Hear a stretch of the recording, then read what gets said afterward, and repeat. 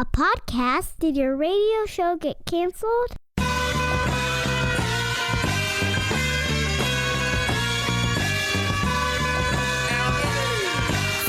Fire. Low down and filthy, but the discipline is on point. Schooled myself, made my own dojo. A cold flow with the whole dose of soul. Maintain composure, even in theory. An anomaly, properties undiscernible to mere peasants. Use weapons that level entire area. Scarier than an outbreak of malaria. Hello, my name is Ollie Dunn. I'm the daughter of Pete the Planner, or Peter Dunn. He will be with us in a minute. Hi, Ollie. Hi. That was like 5 seconds. Yeah, whatever. Well, thanks for filling in on the opener this week. Okay. This week, I got a guy on the show who's in his 20s.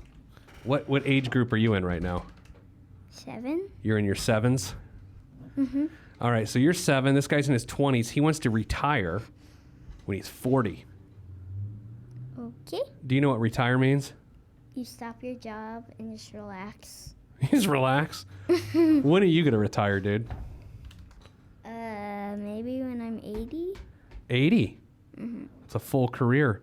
What do you... I want to be a scientist, and scientists have to work long, because if you're figuring out how is this happening, what to do, it might take you a few years. So. That's a really good point. What do you like to do to relax? Like, so when you think about you're going to retire, what do you like to do to relax? Can you think at 80 years old you'll still like to eat candy? Yes. All right, dude. Yes, very much. So I'm talking to Tony this week on the show. Had some technical difficulties the first time Tony and I tried to do an interview because your brother Ted was in my studio that day and he turned all the knobs on my board and I could not hear Tony. Wait, you took Ted to your office? Yes, I did. And he messed with the board. He's not invited back. He's banned. He's grounded. So he just was like, beep, beep, beep, beep, beep. That's exactly what he did. Exactly what he did. Did he get in trouble? Well, he's going to. Okay. What should we do? How should we punish Ted? Don't let him come here for a month. Okay. When's the last time you were here? Maybe 2 years ago. Okay. I don't know. No one knows. I do my own podcast, and we haven't been here since I've done my last podcast, but that is not my last one. I want to do one. Okay, so we'll bad. do another one soon. We should update your listeners. Yeah. All right, pal. Well, thanks for being on the show this week. You're welcome. Make sure to start saving for retirement now, okay? Okay. All right. You want to say, now, here's Tony. Now, here's Tony. Stop what you're doing. Log on and hit Pete up on Twitter at Pete the Planner. Man.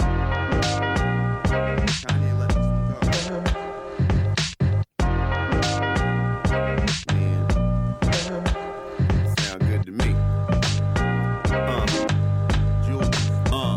I never question the right of any man to voice his opinion as strongly as any can. But then again, many men are citizens of their own little world, so they ain't really fitting in. I'm in the background blending in, camouflaged by the scenery, but I'm a champion. Revamp the camp again, put down my stamp again, talk to my fans again, renew my brand again. We welcome Tony to the $1 Million Plan. Hello, Tony. Hey, Peter, how's it going? I'm good. I, of course, owe you an apology. We tried to do this before, but thanks to my son Ted, he messed with the board in my studio, and then our call didn't work. So this is our second attempt. Such as having kids. Yeah, well, so I'm going to have him stay with us as long as we can, just so I can blame him for my hair loss, my weight gain, all those sorts of things. Now, what can we do for you today, Tony? What are we working on? Yeah, so I guess there's a couple of things. I sort of wanted to do a little bit of a checkup on how we're doing, financially. But then a couple of things that my wife and I are trying to work towards. We would like to, around age 40, to be able to have options to walk away. Whoa, that's big. That's the FIRE stuff, right? Financial independence, retire early? Yeah, I mean, I'm interested in that sort of realm. So I guess we just want options. My family owns a construction company. I don't work for them now, but, as my parents age a little bit, having the option to step in if necessary. Having a bunch of money in the bank will make that a much easier decision. Do you can you grow a mustache pretty easily? I mean, if you're in construction. Oh, yes, I hope so. Yeah. Okay, because we'll get to the money stuff, but that seems like that wouldn't matter. Now, so you want options, you want flexibility. A lot of times when people are on the show, we try to determine what are you after, and what you are saying is you want flexibility. 12 years from now, you're 28 years old, and by 40, you want choices. Yeah, pretty much. I just want enough money in the bank to be able to kind of make decisions that we can't make right now. All right, so I have a million questions, as you might guess. To begin, Yeah. what do you do for a living now? Are you in the construction business? I am not. So my wife and I are both in education. Okay, so you don't need a mustache in education. No, not at all. Okay, so no one you know is listening to this, because really my mom is the only podcast listener. So do you like your job? Yeah, I do. But you still want And the my wife ability. likes her job. Okay, but you still want the ability to you reserve the right to not like it 12 years from now, is what you're telling me. Exactly. Yes, and I envision 12 years from now, that my wife will continue to work. I may decide to stay where I'm at. I may not. It's I want the options and the flexibility to make my own choices at that time. Okay, there's a couple things going on. So, number one, most times when people are in this situation, they make a great deal of money. And I mean, hundreds of thousands of dollars, because they're trying to take an entire career's earnings, jam it into a decade. In your situation, you guys still do really well. You earn about $110,000 a year collectively as a household. Do you, on the surface, if we take the long view approach, do you think you make enough money that in 12 years you'll be able to accomplish what you want to accomplish to give you that flexibility? I think so, if I can do the math correctly. Yeah. Okay, so we live a pretty frugal life. We're in the Midwest, really low cost of living. You're right, we make about $110,000 collectively. On top of that, I have some additional side income where I might bring in $15,000 in a year. Okay. Gross, but we are saving currently about $4,500 a month. Whoa. Holy Moses. Okay, $4,500 a month. Now, where is that being saved? Because if you're looking for flexibility at age 40, where it's being saved matters a lot. It does, yeah. So, and that I think is part of the conversation and things we need a little bit of help with. So we max out our Roth IRAs every year. Okay. I am putting $2,036.44 into my 403B every month. Could you be more exact on that number? Yeah. No, I'm sorry. Go ahead. Okay, keep going. I do $550 a month into an HSA. Okay. And then on top of that, we have about $1,000 in sort of cash left over every month after all these things are sort of done.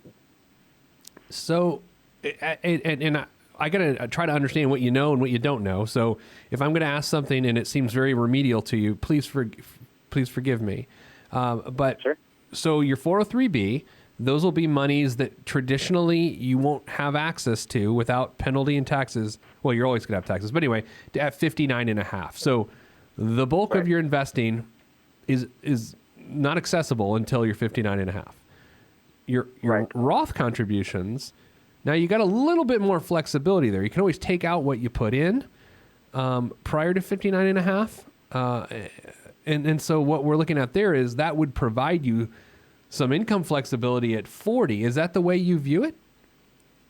Yeah, I guess I view it this way. I want to have enough set aside that I could step away. We could live just on my wife's income, and I can help out the family business. I could get a different career path. So I don't necessarily see it as continuing to or stopping working at that point, but reserving the option if I dislike what I'm doing to do something else and not have to think any more about it. So here, I did some figuring, which I don't know if you're a math teacher, but figuring is arithmetic. And basically at your pace, when you're 40, you will have $981,000 set aside. Oops, you know what? That's not right. I put the wrong interest rate in there. Holy Moses, I was wrong. $1.3 million at that time. So even if you don't draw money off of that, and even if you have an income that's lower that doesn't allow you to save aggressively going forward, that money is still going to grow and compound, right? And that is exactly. So I would like to be able to, at that point, decide if I have to live off of it, okay. But if I want to just sit there and do something else and not need to save aggressively anymore, to be able to do that. Tony, tell me why I shouldn't hear your situation and think, this is a guy that just wants to make his wife work. So he can do whatever he wants. Well, I mean, I know it's not that way, but basically what you're saying is if collectively you can create a scenario that gives you flexibility, that's what you want. Because again, it's not like you're talking about sitting on your hands. Right. You're going to do something. Right. And if I decide to, at that point, my family company, my dad will be 65 at that when I'm 40. So some of the labor-intensive stuff that he may not be able to do anymore, I definitely won't make what I'm making now. So to be able to have that flexibility and step in if I need to, will be important. Does he have a mustache? He doesn't, but full goatee. Okay. Well, I mean, a mustache is sort of the peanut butter to the goatee's peanut butter and jelly, if you think about that. Is he a youth pastor? Mainly the people I know with goatees are youth pastors or baseball players. Right. No. Neither of those. Neither. Okay. You know what I love about this the most is that two things. Number one, people hear teacher, and I don't know what your idea of when you hear people say teacher compensation, and people think, well, they don't make enough money, they can't make a nice living. Number one, you're about to create a degree of independence by age 40. And number two, while $110,000 annual income is a solid income, generally it's not the sort of one that can create $1.3 million by the time someone is 40. So you've smashed both of those sort of popular perceptions. And that was the intention, yeah. What's the genesis of this whole idea for you? Yeah, when I got out of college, I think like most people, I had a little bit of student debt, and writing that check every month was not something that I was looking forward to or that I enjoyed. So we paid down that aggressively, and I said, okay, well, we just paid this down. Why don't we just continue with this? And, I don't want to be in a position again where we, owe things to people or where we're dependent on, say, a specific job deal to make ends meet. So what do you teach? So I teach at the collegiate level, and my wife teaches in K-12. I got to know what subject you teach. What is it like? Let me guess. I want to guess. Sure. Is it a public or private university? It's private. Theology? It's not. It's actually, I teach in the school of business. Okay, well, that was just a guess. Holy hell, I got that wrong. No, okay, School of Business, excellent. And so, so these concepts, do you share these with your students? Because your insight is a valuable insight that most people don't hold. Yeah, I don't teach any finance, but, the courses I teach are a little far away from, personal finance, but I share it as broadly as I can. Yeah, so that also speaks to why your income's a little higher than I thought it would be when you say you're two teachers, right. Because what's the crossover between a teacher and a professor? I always wonder, though, what's the difference? Yeah, it depends on degree. It depends on what institution you're at. It's there's tons of factors. And if you don't show up in class within 15 minutes, everyone gets to leave, right? Is that legit? Yeah, that's the conception. Yeah, you can start the countdown. So what do you have any children? Like what else is your situation? So we have one son who is 18 months old. Is he working? He is not yet, but we're hoping soon that he's going to start pulling his weight. Seems lazy. He seems like a lazy kid, if you know. Yeah, those are kids, right? That's good for you. And so 18 months, what's your plan? Did you plan on funding his education? Is that a priority of yours? Well, that's, again, where we sort of get into some good questions about how to prioritize these things. So we have a 529 plan. We have $5,000 in it. Okay. The plan is to put $2,500 into it every year on his birthday. But if I do decide to stay in my current job, he would get free tuition for college. And even if I don't stay, we're pretty certain that my in-laws will pay for college. Okay. Now, in bringing that up, we have to talk about it. Sure. So what's the idea? Help us understand that and why you feel that way, other than they told you that they're going to do that. They pretty much said that, yeah. So they paid for all of their kids' schooling, and they still have a 529 plan for my wife with about $40,000 in it. Oh. Nice. So I think the plan is to let that accumulate and then pay for my son's schooling.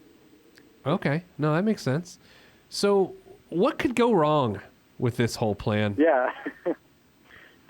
Those are great questions. I was hoping you would poke some holes into it. Oh, I love poking holes in situations. What type of investor are you? So, I mean, strategically, how do you invest? I just picked solid mutual funds.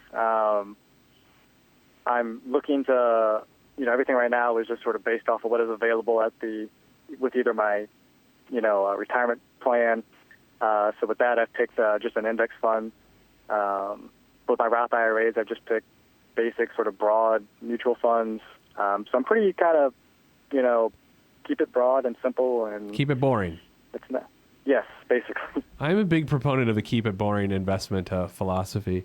All right. Yeah, I don't want to put more thought into it than I need to. What's your housing situation? So that's another great question. Man, you know what? I ask a lot of good questions.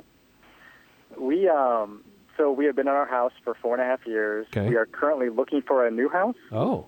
And my in-laws are offering us $50,000 for a down payment. What? Why? Do they have okay, so let's get uncomfortable. Sure. Do they have a ton of money or just more than you? A ton would probably be right. Okay, so millions and millions of dollars. Yes. It's even uncomfortable to talk about, isn't it? Even to say it like that, it is kind of uncomfortable. So is this part of sort of a wealth transfer idea? Yeah, they basically said they can't keep it when they, pass, so they want to see it spent now. So if that's, look, and that's not everyone's reality. So in these situations, the most important thing is that you don't leverage their investment, if we'll call it that, which is a really poor way to use the word investment, but we'll leverage their contribution. We got to make sure you do not create a lifestyle that then you have to handle with your income that you can't afford. Sure. And we, as we're looking at houses, our current house, the mortgage on our current house was $130,000. Okay. So pretty low for kind of what where our income's at. So Sure. we're looking at we're looking at $250 and below. And what's your interest rate on your current mortgage? It's a 4.3. So you're talking about, if you get a 15 or something, you could drop almost 1.5 points. Right. So that'd be good. Yeah, the plan is to get $250,000 house, put the 50 down, and then we can also probably put 37 down from our own, get out of our own house, and then do a 15-year. Gosh, this is great. Does your wife have a sister that's not married? Getting married in a few weeks. How serious does it seem? I think pretty serious, but there's still time. I guess I wouldn't have time to get divorced between now and then. Yeah. What about life insurance? I guess let's look through the lens of your wife's very wealthy family. If something happened to you, her parents would take care of her. But do you have life insurance? We do. So I have about 10 times my income, and she has a little less than that on her. What else could go wrong? Do you plan on having more children that would prevent one of you from working at any major period in the next 12 years? As of right now, no. I think we like the guy that we have. We're pretty happy. Oh, that guy. The guy not doing anything. The guy that can't read. The guy that doesn't work. Yeah, he's absorbing all of our resources Seems and like time, but that's all right. He's a we can be okay with that. Okay, so let's look at this from a really, really weird circumstance. What are the chances that her parents somehow lose all of their money, which then mess up some of your plans because you somehow rely on that? And that's part of it. I mean, you know, as I started to think through our plan, I don't want to be dependent on any inheritance or any sort of another person, right? So I think that's also part of the idea of investing heavily and saving heavily. And if the $50,000 down payment vanishes, I think we can still. I mean, we'll still be able to afford a $200,000 house, you know. So it's not a dire situation. I love your situation. But, yeah, the likelihood that any of that vanishes, I think, is pretty slim. Did I give you your $1 million day, or have I just been sitting on it here? You haven't. I think it was around 40.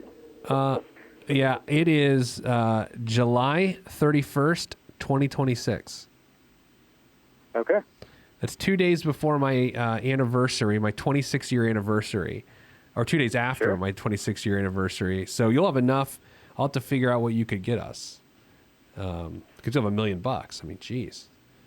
No, I love this, man. What kind of pay increases do you get at the college or at the university? Whatever. I think I'm pretty much done. I've gotten a couple of big ones over the last couple of years. Merit-based pay increases. So it's just going to be 2% going forward, 3%. So you clearly are really into this. What's your wife? Is she into this? Does she like it? Is she on board? She is, yes. So she's not nearly as invested as I am in all of this. She mostly goes along. I do discuss big things with her like this, and big changes in strategy, or when we decide to start maxing out Roth IRAs. We did it as a household, but she pretty much trusts me to kind of take care of all of it. So I'm going to speak really out of turn, I think, here. Did she grow up wealthy, or did her parents make their money after she left? She grew up, yes. I mean, they did pretty well. Okay. The money came around, sort of in her teenage years, but they were never like, they didn't grow up as nearly as poor as my family. So I'm now talking to the people listening, and not you, but you're welcome to listen as well, Tony. In those circumstances, when someone grows up wealthy and the money hits around their teenage years, it can create a lot of money behavior issues. It does not sound like it has inflicted your household. But what we often find is you form your ideas about money and lifestyle in your teens. And if that's an inflated amount of money based on a windfall, earned or otherwise, that can mess you up as a young adult. And it sounds like you guys, back to you, Tony. It sounds like you guys dodged a bullet where a lot of situations that you've just described, the financial life of you and your wife would be a disaster.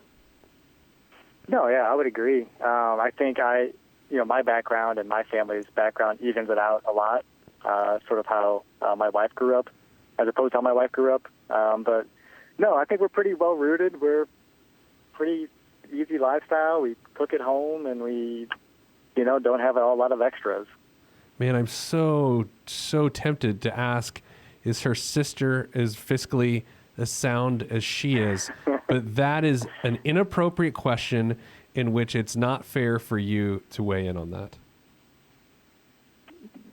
True. Let's move on. Yeah, let's just say I did pretty well with my wife as opposed to Let's move others. on. Let's move on. Man, because look, hey, just trust me on this one. All right. Well, anything else? I give you, from time to time, I put people on a scale. You're a 10 out of 10, buddy. 10 out of 10. Well, I appreciate it. Yeah, it's we try to sort of do what we need to do, and I think I thought we were getting there and working that way. On a 5 Peter scale, I'd like to give you 5 Peters. That's great. I don't know. Let me rethink that. 5 out of 5. Good job. Anyway. All right, man. Well, that's it. Well, I want updates.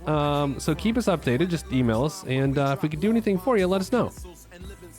All right, will do. Thanks a lot, Pete. If you want to be on this podcast and have Pete fix your money life, then hit us up at PeteThePlanner.com/podcast. You heard me. PeteThePlanner.com/podcast. Log on. This is for information purposes only. It's not the Swiss financial planning device. Consult a financial advisor. Released from Everest, the fresh is fresh, and you can call me E.T. Word to John Tesh. Let me bless this harmonic presentation. It's amazing, so amazing. I'm the reason. Salutations, I bring you love, trying greetings from a faraway land. I am the sole controller. Put the remote down and let me take control. You're now a part of my zone, so enjoy yourself.